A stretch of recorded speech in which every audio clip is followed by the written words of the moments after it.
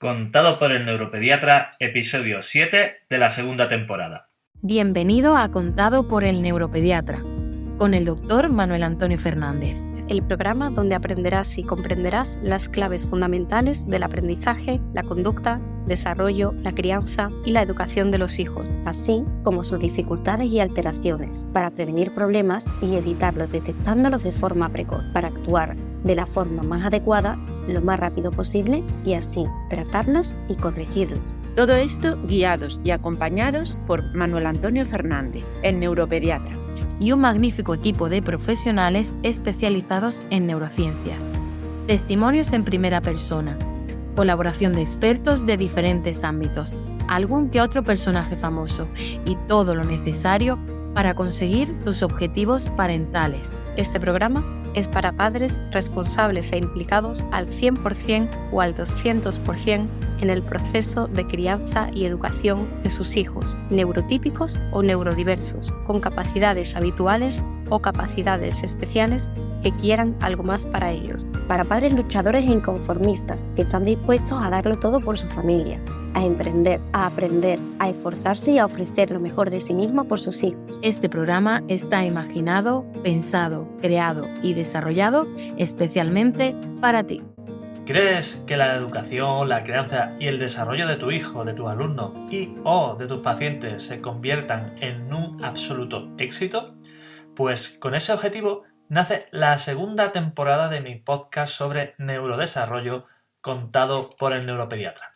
Una temporada cargada de cosas súper interesantes que no dejarán de sorprenderte y además de ayudarte en tus objetivos. Una temporada llena de ideas nuevas, de sugerencias, de trucos, de secretos y de recomendaciones que convertirán esta maravillosa, pero ojo, dura tarea de ser padre o profesional del neurodesarrollo, ya sea en el sector sanitario o educativo, en un camino lleno de ilusión y mucho más satisfactorio.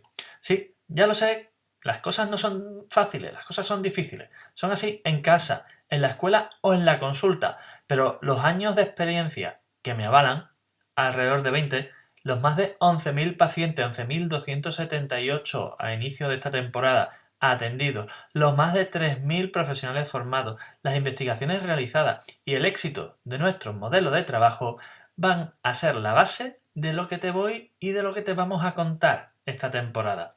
Además, ojo, mucho ojito, porque este es el 10º aniversario de nuestro centro, el Instituto Andaluz de Neurología Pediátrica. Y va a venir repleto de sorpresas que tú, tu hijo, tus alumnos y tus pacientes sentiréis, agradeceréis a más no poder. ¿Avanzamos en esta nueva temporada? Pues vamos allá. Hola, bienvenido a una nueva edición de Contado por el neuropediatra. Si tu hijo tiene menos de 6 años, está, o por lo menos le queda muy poquito, para entrar en educación infantil. Esa etapa de la educación de 0 a 3 años que, aunque no es obligatoria, y además por la que yo apenas pasé, porque entré en el colegio con 5 años, hoy en día se ha convertido casi en imprescindible por muchos motivos.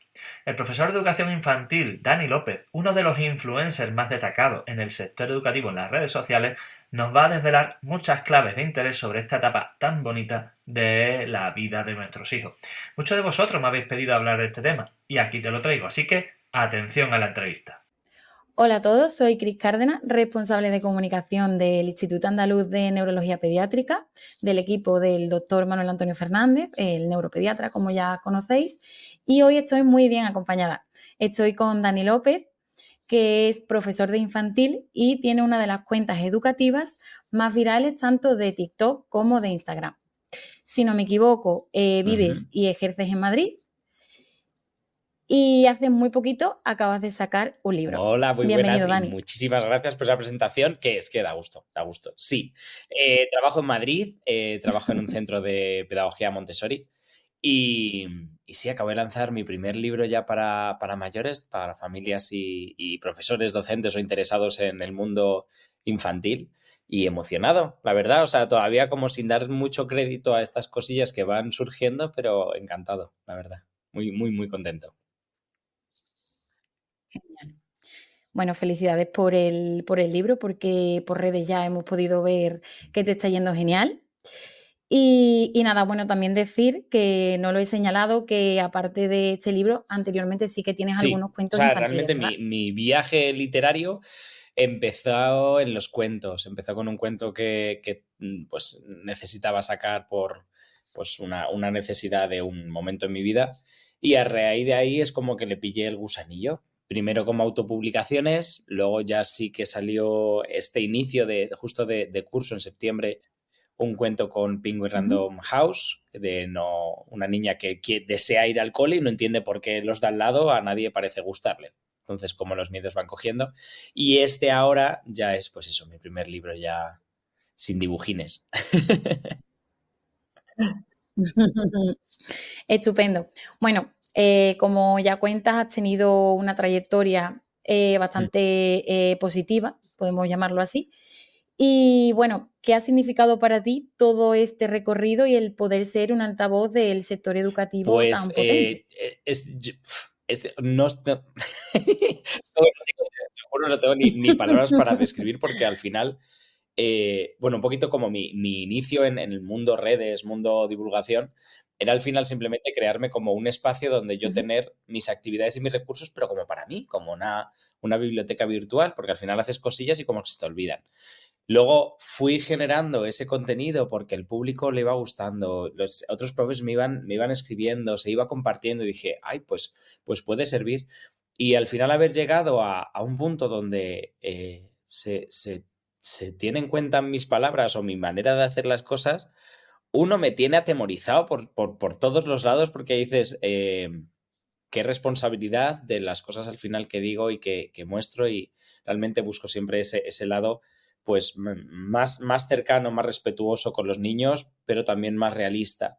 Pero sí queda como ese yuyu de uy, pero bueno, también muy contento sobre todo al ser también chico en infantil, porque ujú, cuesta y sobre todo ya no en España, sino fuera de España, en países de Latinoamérica donde también se consume mucho mi contenido, sobre todo a través de TikTok, y son países donde los hombres no pueden ejercer esta profesión. Entonces, el ver una ujú. cara masculina en un sector infantil o pensado y dedicado para las mujeres, pues creo que también es bastante importante. Entonces, no, de verdad, o sea, yo cada vez que me comparten hago algo, de verdad no puedo dar más las gracias, porque al final todo lo que yo hago o estos proyectos que van surgiendo es porque hay mucha gente detrás apoyando el contenido que creo y eso, o sea, sin ese lado, mi otro lado tampoco funciona, o sea que feliz. Bueno, Ujú. pues nos alegramos un montón desde aquí. Vale, bueno, haciendo un poco de referencia a lo que hablas del tema del género a la hora de impartir clases en infantil y demás, que es un tema que yo creo que es bastante, perdón, controvertido con lo que vemos todos los días. Bueno, pasamos a tu libro que se llama Hasta el error es divertido. Y bueno, yo te quería preguntar por dónde, de dónde procede el título del libro, cómo se te ocurrió y si hablas de ese tema dentro Dentro de del ese libro libro. hablo desde que empecé a plantearme ser profe hasta que directamente empezó a producirse el libro, o sea, hace nada, menos de un año. Recojo Ujú, todas mis experiencias como profe. Y hasta el error es divertido viene de una anécdota que tuve en una clase que yo intento crear siempre pues actividades un poquito diferentes o las que hay, intentar siempre darle como una vuelta. Es decir, vamos a intentar una cosa. Entonces un día dije, ay, voy a jugar con Plasti, pero vamos a jugar con Plasti hecha, fabricada. Entonces, la tarde de antes estuve en mi casa ujú. preparando que si la harina, con la maicena, con no sé qué, con el aceite, los colorantes para que tuviera fuerza, tal, no sé qué, pero se me olvidó el factor calor corporal infantil. O sea, son como pequeñas estufitas. Entonces, hacia mis manos era fantástica, la plasti se quedaba, pero hacia sus manos eso empezó a derretirse, terminó por todos los uniformes, las sillas, la mesa, los pelos, las caras, a por todas partes. ¿Qué saqué de ahí? No la actividad en sí, sino que nos reímos muchísimo. Esos niños ahora los tengo en cuarto de primaria, si no me equivoco, y si hablamos de ellos, surge el tema y al final dices, qué bonito, qué recuerdo he sacado de esta experiencia precisamente por haberme equivocado. por no haber tenido en cuenta todos esos factores. Y al final es lo que te hace aprender y es lo que te hace valorar otros momentos o otros aspectos educativos en este caso, como es simplemente el haber creado un recuerdo bonito, un recuerdo divertido y esos lazos y esa unión de clase de estamos compartiendo todos este desastre tan fantástico. Aún seguro que los Sí, niños gritaron. se lo pasaron bomba, con lo que les gusta todo lo manual y demás. Vale, pues imagino que también a raíz de esa anécdota le has puesto el título al libro, pero entiendo que también son momentos que te inspiran a crear esta publicación. Entonces, el origen de la publicación como tal, ¿de dónde viene? ¿Cómo dices tú un día, bueno, pues voy a escribir un libro sobre esto? Realmente viene de la necesidad de dejar por escrito mis vivencias. No era con la intención de publicar en un principio, sino era como a modo de diario personal. O sea, de hecho, el principio del libro empieza como diciendo, dice algo de pues ya está. Llevo toda mi vida estudiando y ahora me la juego todo a una. Decidir, pasar un examen y decidir qué voy a ser en el futuro. Y era como yo solo planteándome decir, ¿por dónde vas? ¿Qué haces? O sea, era una reflexión y de ahí ya fueron surgiendo otros temas. Y, por ejemplo, uno de los capítulos que hablo sobre un caso que viví de abuso infantil, era mi necesidad de poner por escrito algo bastante fuerte que hasta a mí personalmente y psicológicamente a mí eso me afectó mucho. Entonces, era mi manera de desahogar. Luego fui uniendo todo y ya cuando surgió esta oportunidad, dije, pues, ¿por qué no? O sea, ¿por qué no lo mando a una editorial? ¿Por qué no intento darle voz a esto que puede servir? Porque al final yo me he encontrado en ciertos capítulos que hay en el libro, digo precisamente lo perdido que me he sentido, el no saber cómo actuar, el no saber qué pasos tengo que seguir o hasta dónde puedo ir. Porque muchas veces dices, vale, me meto de lleno, pero ¿hasta dónde tengo que frenar? ¿O es que no tengo freno? Entonces, son esas situaciones que dices, pues viene bien. Y sobre todo porque al final en infantil yo llevo luchando, bueno, estos 10 años que llevo como en la docencia, de intentar cambiar esa imagen de macarrones, como digo en una de las descripciones, y darle el peso que tiene la educación infantil, darle la importancia. Siempre se dice, no, de 0 a 3 es donde se consolida la personalidad de los niños. Y dices, ¿y tú crees realmente que solo estoy coloreando con los deditos, haciendo postales bonitas? No, o sea, hay mucho que se hace, hay mucho trabajo. Y dije, venga, recojo todo, intento darle un carácter un poquito más de consistencia, más de libro, más de tal, y lo lanzo a ver si funciona. Muy bien. Yo creo que son temas súper necesarios porque al final tenemos súper estereotipado, por decirlo de alguna forma, la profesión, entre que es de mujer, que solo se hacen collares con macarrones y manualidades. Y bueno, es lo que tú dices, al final yo creo que son etapas en las que nos marcan mucho porque al final estás configurando tu personalidad y tu forma de ser. Y tener un educador o educadora que te ayude con eso, pues es importante. Y a raíz de esto, preguntarte quién crees tú que debería leer pues este libro. Realmente, si vas a empezar en educación, creo que sería interesante echarle una ojeada. Es como que me resulta muy, muy complicado decir, esto, ¿sabes? Fundamental. No, porque al final es lo que digo, son mis experiencias. Yo no sé si a lo mejor son las que tú vas a vivir o no, pero intento desde mi punto de vista ser lo más claro, lo más transparente de esas situaciones con las que yo me he enfrentado. Entonces, si vas a abordar una clase, vas a iniciar o incluso estás pensando en ser profe, creo que podría ser interesante echarle un vistazo por la realidad que te vas a encontrar. Precisamente porque no solo hablo de los niños, sino también hablo de las familias, que es otro de los agentes educativos con los que convivimos y tenemos que llegar a acuerdos. Y hay veces que es muy complicado. Y igual narro una serie de circunstancias que a mí se me han presentado que han sido muy difíciles. Son muy extremas, sí, pero las he vivido, o sea, no son inventadas. Entonces, al final lo recomiendo a todo aquel que vaya a tener contacto con la infancia, viene bien. Toda familia, todo al final que esté en contacto con niños de infantil, puede venirle bien. Incluso de las primeras etapas de primaria, algo puede sacar fijo.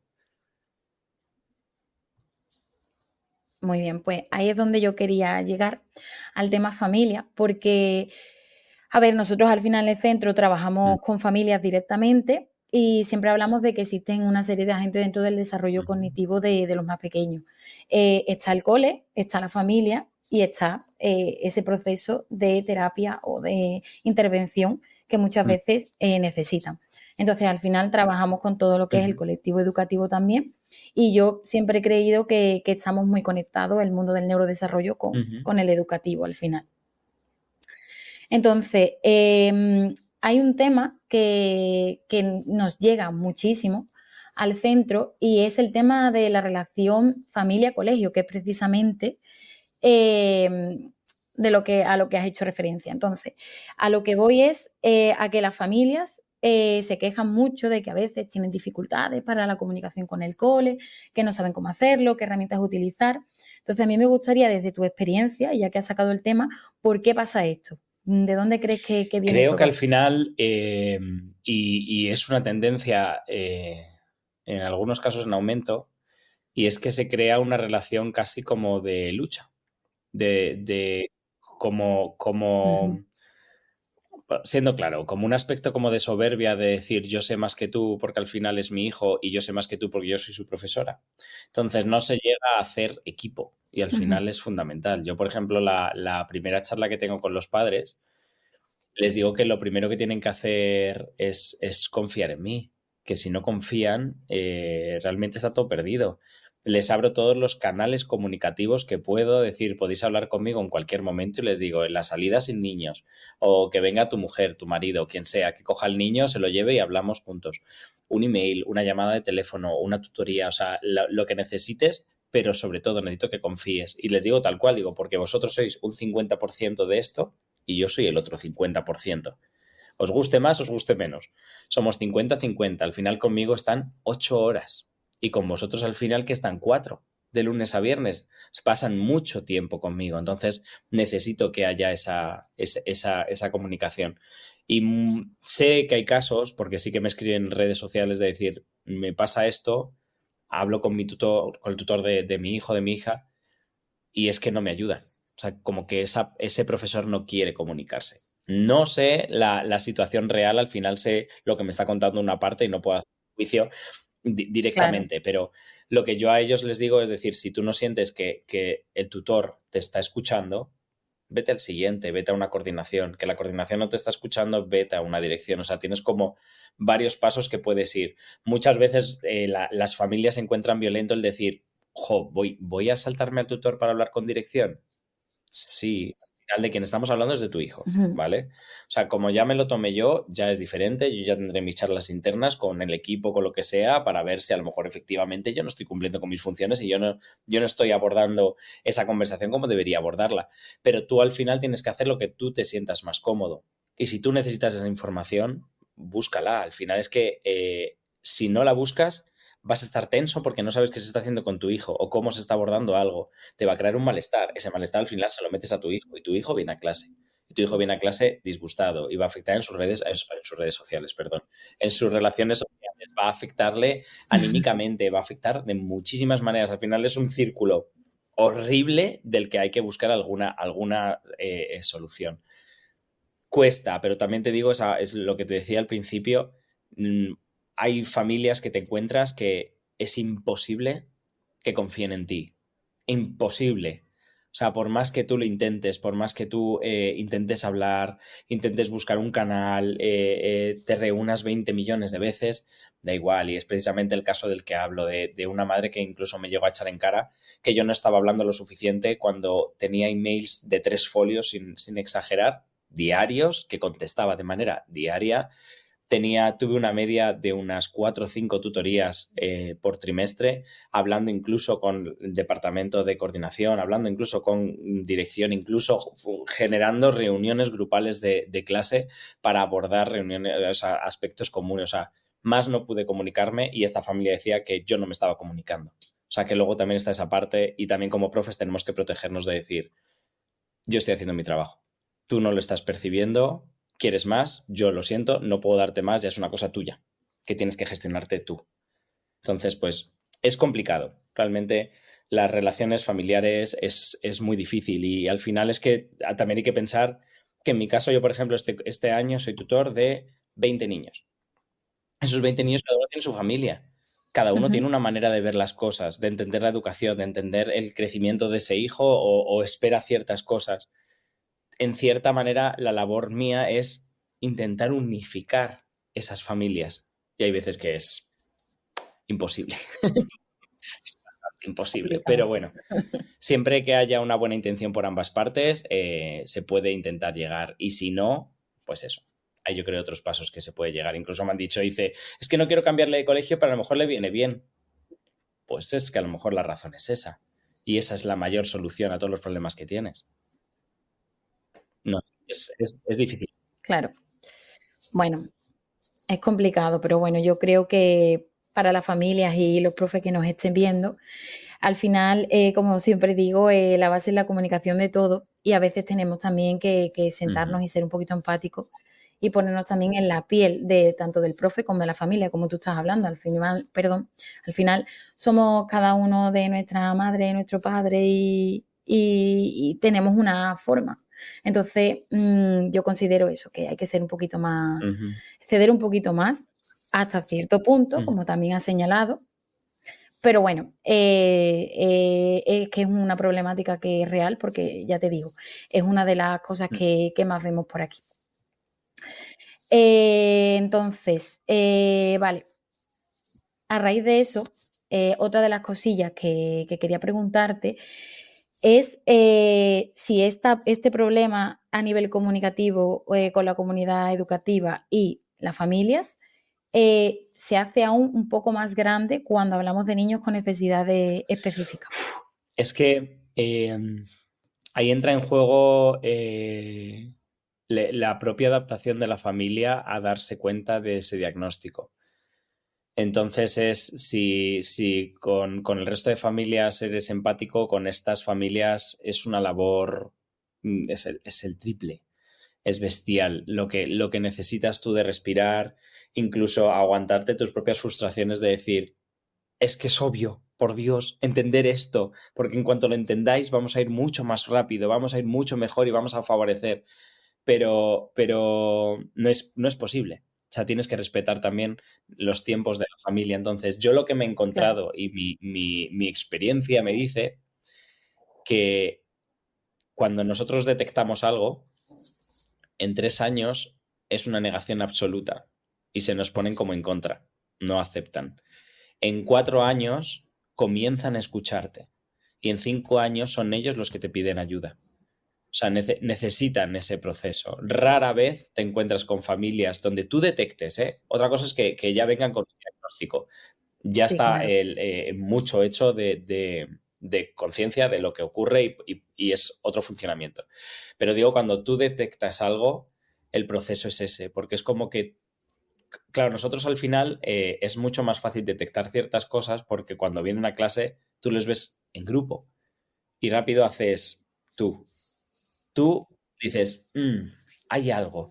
Puede ser madurativo, puede ser simplemente vergüenza, puede ser millones de cosas, pero dices, tú. Entonces, cuando esa primera reunión con la familia dicen, no, mi hijo no, que es una negación, forma parte del proceso que tienen que vivir ellos, el duelo que tienen que ir viviendo.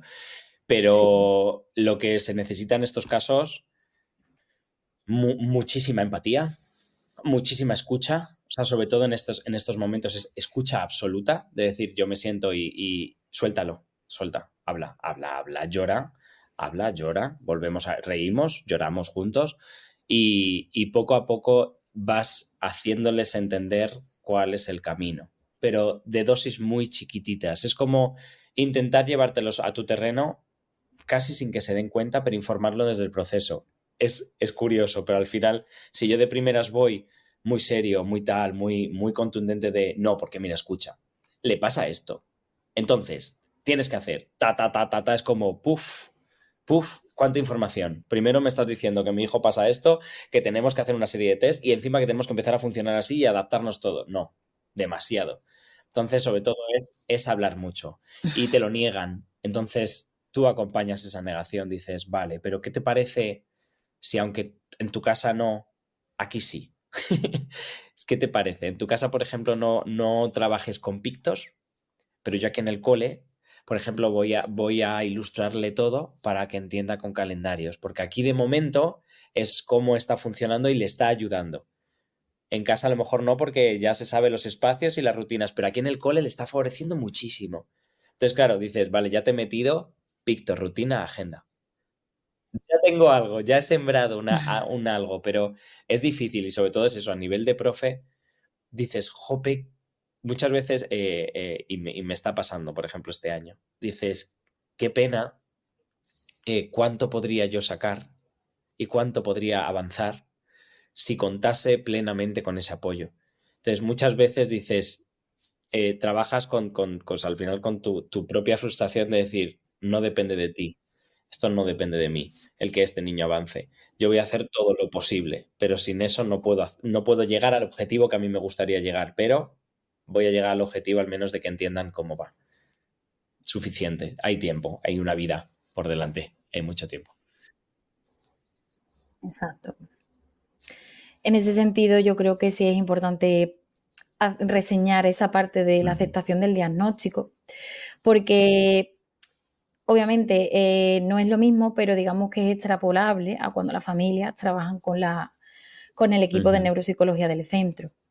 Se nota muchísimo cuando hay predisposición por parte de la familia, cuando se acepta un diagnóstico, cuando vienen con una actitud de quiero ser una esponja y ayudarle a mi hijo de la mejor forma posible, porque es lo que tú dices, una vez que se da ese paso, que también he de decir que es muy difícil, es muy complicado, como tú señalas, es como que también le permite al profesional, tanto educativo como del área de la neuropsicología en este caso, avanzar y decir, venga, la familia está comprometida, podemos hacer un montón de cosas, puedo mandar tarea para casa, porque claro, en tu caso sí que trabajas mucho, muchas horas con ello, quiero decir, pero en el caso de una terapia, tú vienes 1 hora, 2 horas a la semana, entonces el trabajo se hace en casa y en el cole, pero al final es muy importante. Me gusta que haya salido este tema porque al final es algo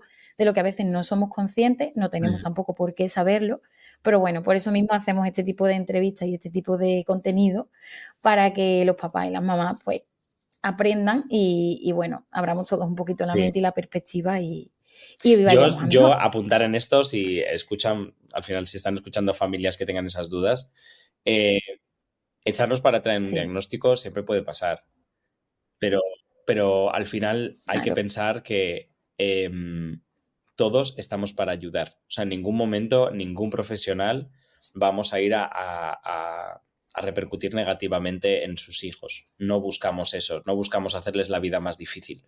Al revés, estamos intentando simplificársela o hacérsela a él, prepararle el mundo a cómo él lo ve, cómo lo siente y cómo debe funcionar. Entonces, sé que es difícil, que lo suelten todo, pero al final también que tengan en cuenta que nosotros vamos a echar un cable, que no están solos en este proceso. Eso es, que ahí está el apoyo y que al final, pues, es lo que decía antes, al final todas las áreas van entrelazadas y todos necesitamos apoyarnos en los profesionales. Y luego, hemos hablado de lo que es la percepción de la familia, pero cuando hay un pequeño con necesidades especiales en clase, ¿cómo crees que los demás compañeros perciben eso? Eso es impresionante, o sea, eso es realmente para vivirlo, o sea, no tienes que hacer nada, de verdad, tú no tienes que hacer nada. O sea, los niños tienen una capacidad de percibir su entorno, perciben su entorno. Son capaces de entenderse, son capaces de hacerse entender, comunicarse y saber las limitaciones y capacidades del resto. O sea, es una cosa mágica. O sea, a mí yo he tenido, por ejemplo, tuve un alumno hace unos años que le entraban de repente unos brotes bestiales y teníamos que hacerle contenciones. Yo con él, por ejemplo, aprendí a hacer contenciones físicas. O sea, es un extremo muy bestia, de decir, estaba muy tranquilo, de repente se levantaba y quería clavarle a alguien las tijeras. O sea, cosas muy bestias. Hablamos de la misma edad, 4 años. Sin yo decir diagnóstico, porque no lo sabíamos, de hecho porque la familia estaba en esa negación, pero tenía una pinta de o trastorno de personalidad o una bipolaridad o porque iba por ahí, iba algo extraño. Claro. Digo de percibir el grupo porque el resto de ponte que hubiera pues otros 19, ¿vale?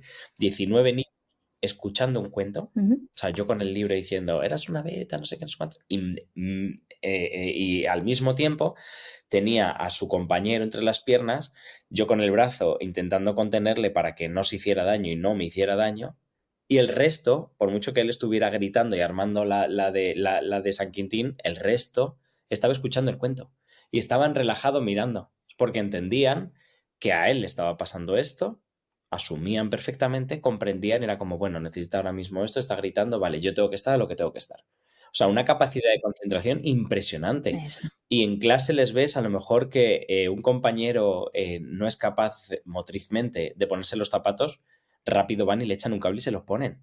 Yo he encontrado niños así, poniéndole los zapatos, o con la mano llevándola a sitios, o repitiéndole cosas, o a lo mejor empieza a tener una comunicación verbal y juegan a decirle palabras para que las repita. O sea, ellos al final les hacen una terapia. O sea, están haciendo unas sesiones Le de ayudan. logopedia y de relación que dices, qué mágico. Y son ellos. O sea, este año pues un alumno de no relacionarse con el grupo ha sido el grupo quien ha ayudado a que empiece a relacionar y participar en juegos. No he sido yo, han sido ellos. O sea, ahí voy. Al final dices, los niños son mágicos y lo perciben. Y todos nuestros miedos que dices, madre mía. Yo me acuerdo en la carrera, ¿cómo preparo yo al grupo para este caso? ¿Cómo les preparo? ¿Cómo les hago que sean conscientes, que una integración buena, que no le rechacen, que no... Cero preocupaciones, de verdad. Una vez vivido varias veces, porque se te presentan muchísimas veces, no hay de qué preocuparse. O sea, la preocupación mía va, después de todos estos años, hacia, ¿la familia lo comprende? ¿Van a estar a la par con nosotros o no? O sea, pero de los niños, nada, cero preocupación con ellos. Tienen una capacidad de adaptación y de Total. empatía con los compañeros que es bastante grande. Yo creo que también, claro, al final esos niños no tienen tanto sesgo como los adultos y eso Sí. yo creo que se nota muchísimo. Y tiene que ser, es verdad que tiene que ser muy bonito verlo, ese compañerismo y eso de que tú tienes el miedo de veremos a ver cómo se relacionan y tal. Y bueno, hablando de esto también, del tema de las relaciones con los peques, por desgracia, sabemos que se sigue dando el acoso y el bullying y demás en los coles. Con respecto a esto, ¿te has encontrado algún caso que hayas tenido que vivir, que hayas tenido que gestionar? Y en general, ¿qué opinas de todo esto? Encima es que ahora, o sea, vivirlo lo he vivido y lo he vivido muy cerca, muy cerca. Y fíjate que lo viví con, pues al final un familiar y ese familiar y yo siendo profe del centro no fui capaz ni de verlo. O sea, es una movida muy grande, muy grande, porque hasta que no fue muy obvio, dices, ¿en qué momento? O sea, ¿cómo se ha producido esto? O sea, que y el problema que al final también ocurre en unas edades que dices, bueno, a lo mejor es que está preadolescente. Es que está así con estos cambios de humor porque también a lo mejor la adolescencia pues juega ahí un papel, hormonalmente también juega otro papel y dices, bueno, puede ir por ahí. Importante, fundamental. Canales de comunicación abiertos siempre. Dudar. Yo lo que saco de todas estas cosas es duda. De decir, puede ser preadolescencia. ¿Y si no? ¿Sabes qué otras cosas puede ser? ¿Qué pueden también estar pasando? Observa mucho. Hacia los adultos, perdónate. Tienes que perdonarte. El decir, el vuelta a lo de antes de lo que depende de ti. No depende de ti tampoco esto. O sea, tú puedes favorecer una confianza plena, un camino, una comunicación, unas herramientas que si tampoco esa otra persona decide utilizar, tú no tienes el poder de hacer hablar, tú no tienes el poder de ver absolutamente todo, ni lo que dicen, ni lo que hacen, ni lo que sienten. Entonces, también esa otra parte de perdonar cuando estas cosas, por desgracia, ocurren. Fuera de eso, a nivel, por ejemplo, de centro, nosotros tenemos un programa de mediación. Hemos instaurado un programa de mediación con mediadores, profesores y mediadores de alumnos, porque siempre es mejor hablar entre iguales que muchas veces con adultos. Al final ellos nos ven como los grandes, somos los mayores, es como, puff, qué barrera. Pero si de este problema hablo con un compañero de un grupo, pues a lo mejor es más fácil entre nosotros intentar resolverlo. Entonces, Sí. instauramos esto para que ellos tuvieran ese canal. Y fuera de eso, yo lo que hago, al menos en infantil no hay estos casos. Esto al final pasa más primaria y grupos más mayores. En infantil, que lo menciono también porque en infantil muchas veces nos vienen las familias de, está habiendo bullying, dices, no, tienen 4 años. De verdad es otro concepto. Yo sé que rápido nos alertamos, rápido le queremos poner un nombre porque queremos funcionar en ciertos momentos y estamos muertos de miedo con este tema, pero no hay acoso y no hay bullying. De verdad que es muy difícil que en infantil se produzca. No digo que no pase, ¿vale? Pero que es muy difícil que se produzca. Pero ¿qué hago yo, por ejemplo, para que esto no pase? Hablar continuamente de cómo nos sentimos, hablar continuamente de situaciones, juegos de rol, siempre. O sea, las emociones en mi clase con mi grupo están presentes todo el día. ¿Se gritan? No, esa no es la manera de comunicarse. Dilo bien. ¿Cómo lo iríamos más tranquilo? Si no puedes, te enseño yo a decirlo de una manera más relajada. O sea, les enseño a ser empático, les enseño a crear. Les hablo mucho, por ejemplo, del tema de las amistades que están de 4 o 5 años.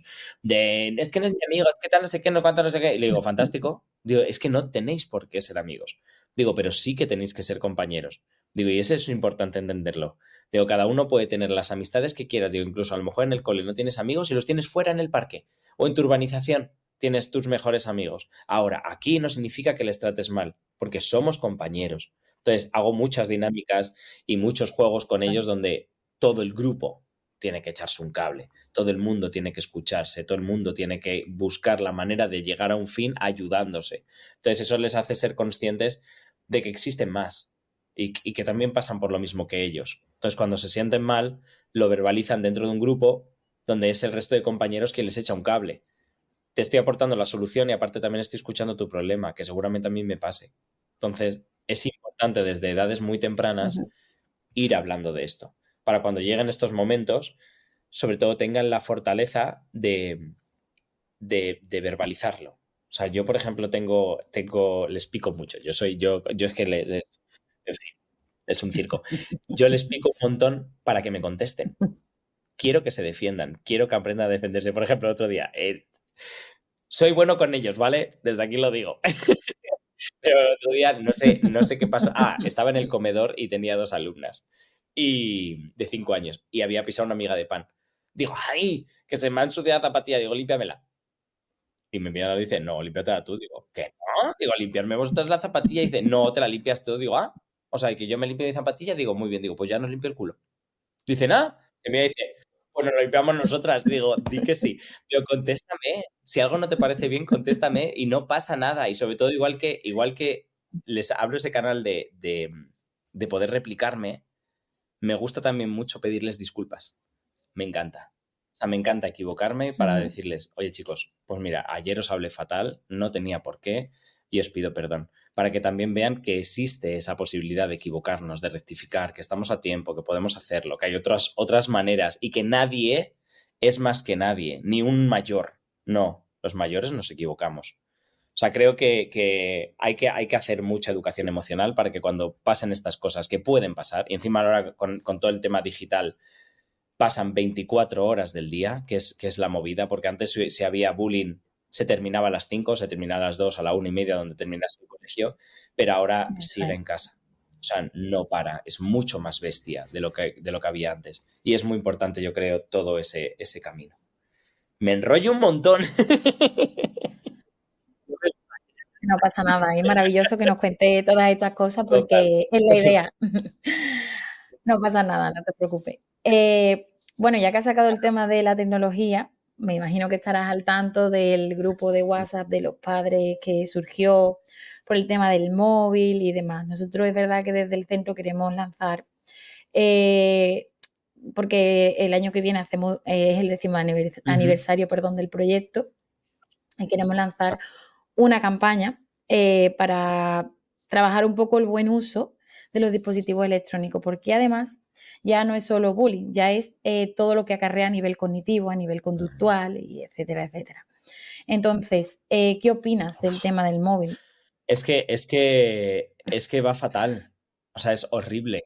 Y es horrible, y yo lo veo, por ejemplo, mira, en clase este año estoy rayadísimo todo el día. Yo observo mucho y voy analizando y comparo. Y me voy encontrando cada vez más niños que no tienen un interés, que es curioso, unas ganas de saber. O sea, al final, la curiosidad es innata.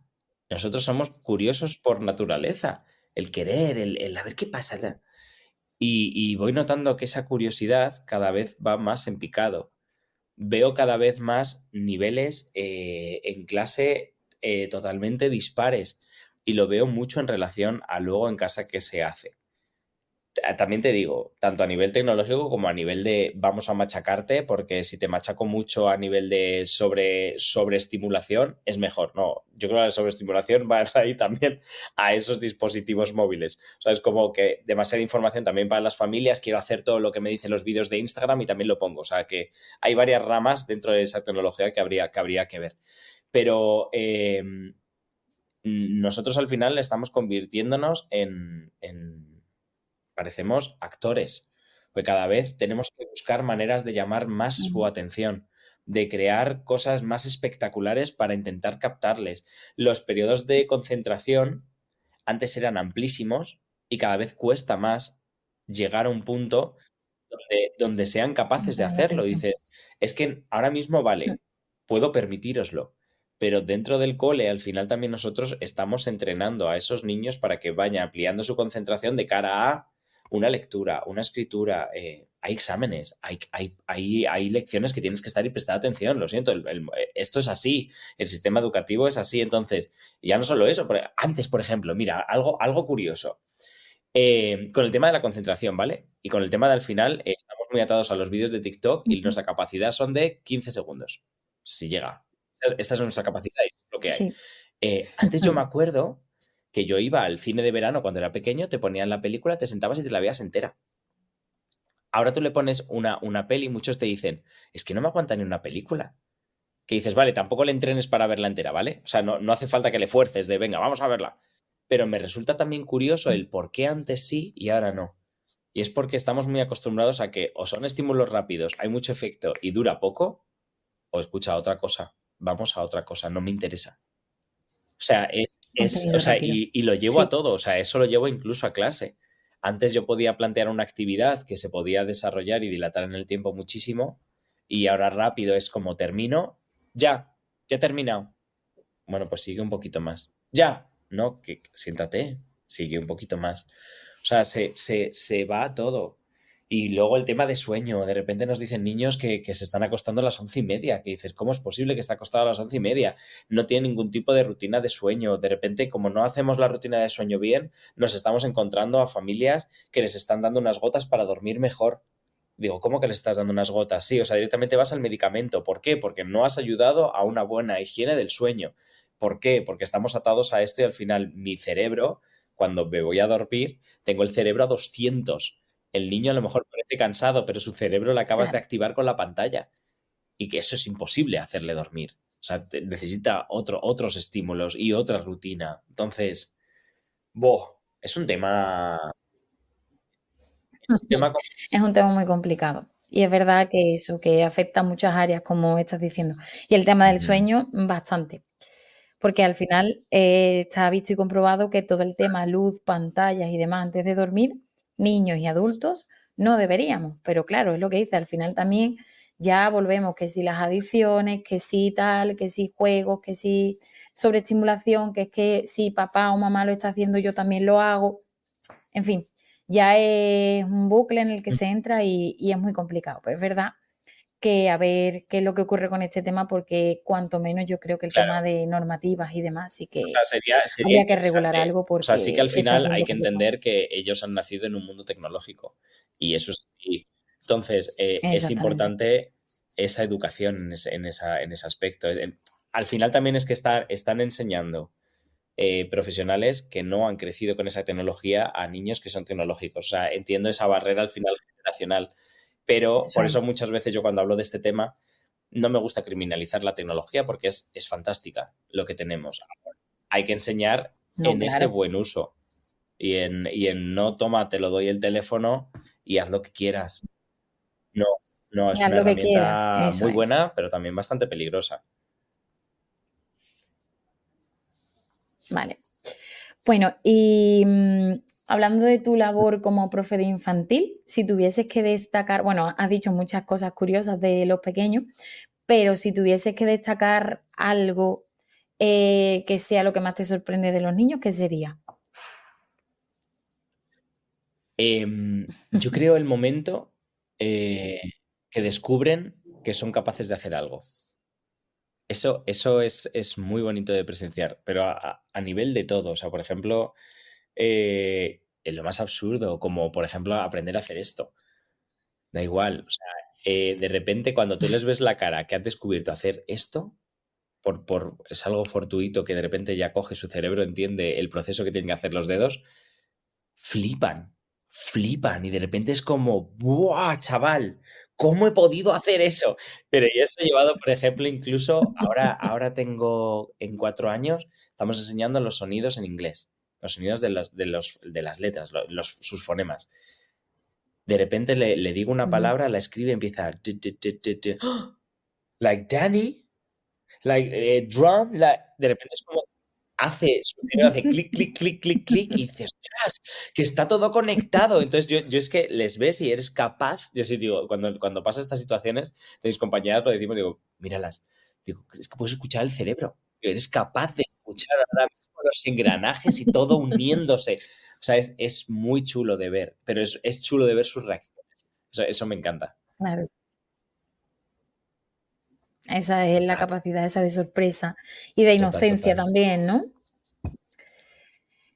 Y bueno, te pregunto por lo que más te ha sorprendido y cuál es el mayor reto que tú crees que has tenido durante tu Uf, carrera laboral he tenido o de los que más te He hayan tenido costado. varios.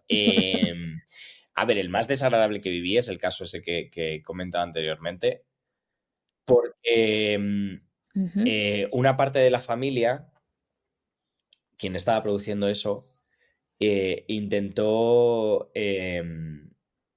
hacerme como parte de su equipo.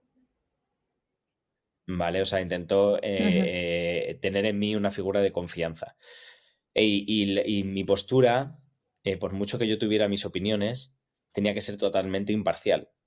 Yo no puedo valorar esa situación. Yo no soy ujú. quien tiene que penalizar ni juzgar lo que está ocurriendo, por mucho que tenga la información. Entonces, para mí supuso un reto muy, muy bestia.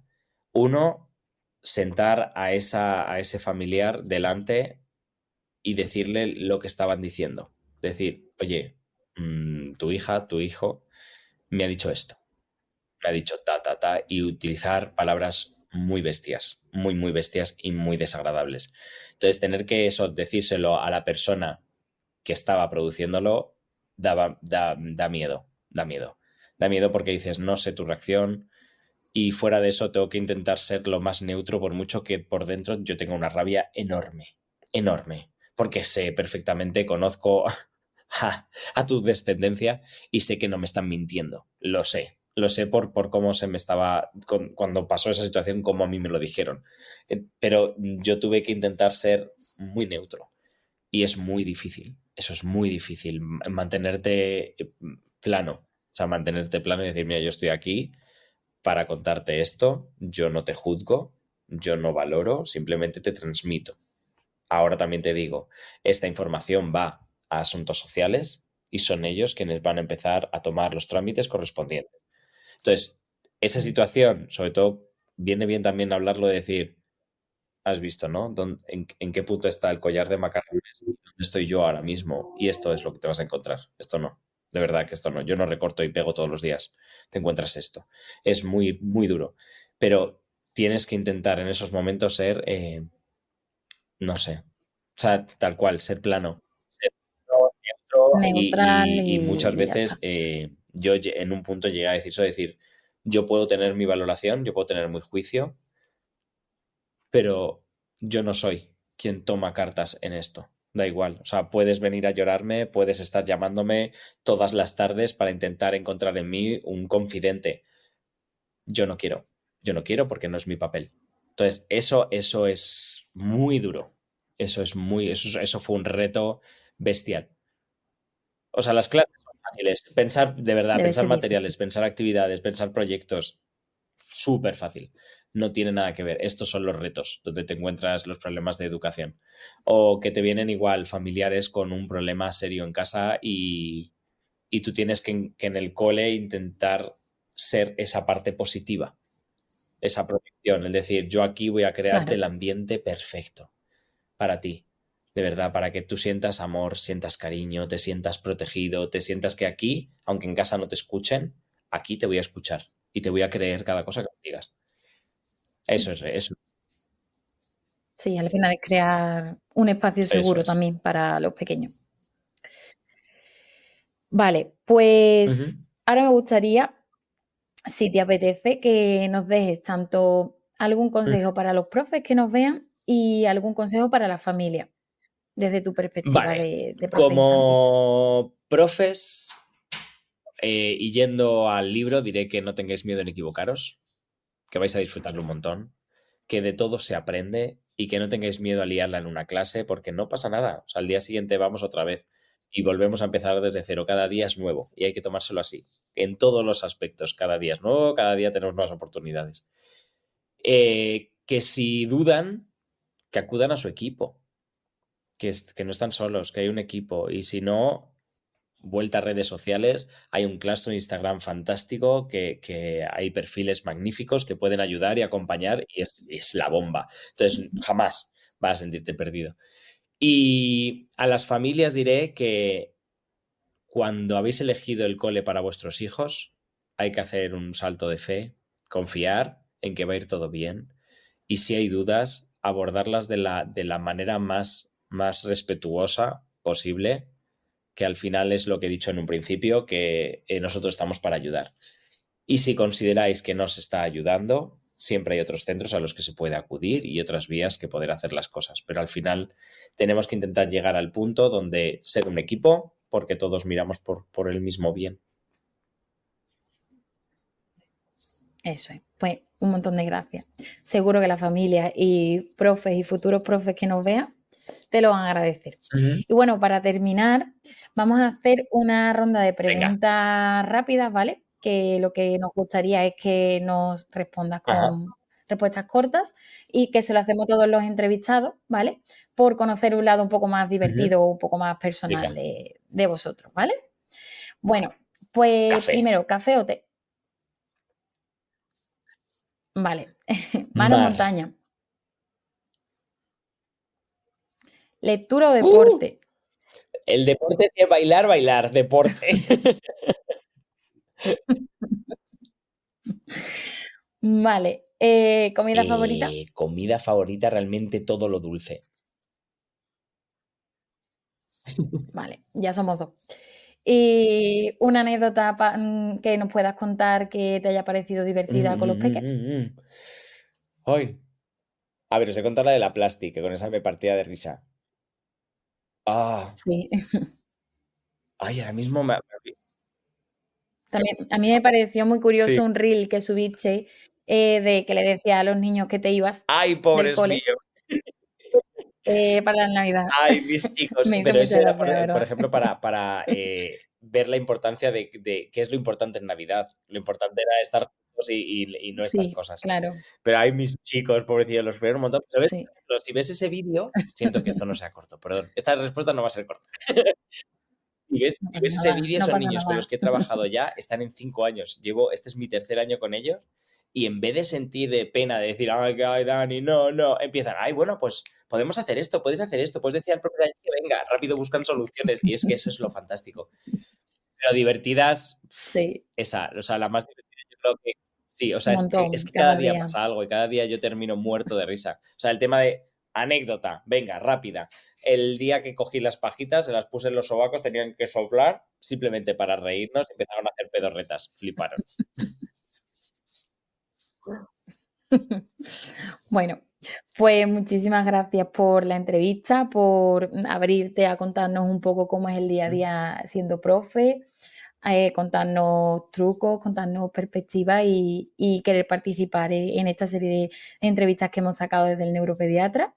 Y nada, te deseamos un montón de éxito, que vaya genial con el libro, que vaya genial con todo, que nos parece súper divertido, todo lo que haces en redes sociales y demás. Y nada, agradecerte la labor tan bonita que haces como profe. Gracias por este espacio. Y aquí está, si lo llevo a todas partes. Entonces, si queréis descubrir un poquito más y si os quedáis con dudas o lo que sea, me escribís, que yo encantado de abriros un mensaje, a charlar un ratillo, mandarnos audios y compartir. Estupendo. Pues muchas gracias, Dani. Bueno, dime, ¿qué te ha parecido la entrevista y este episodio? Apasionante, ¿verdad?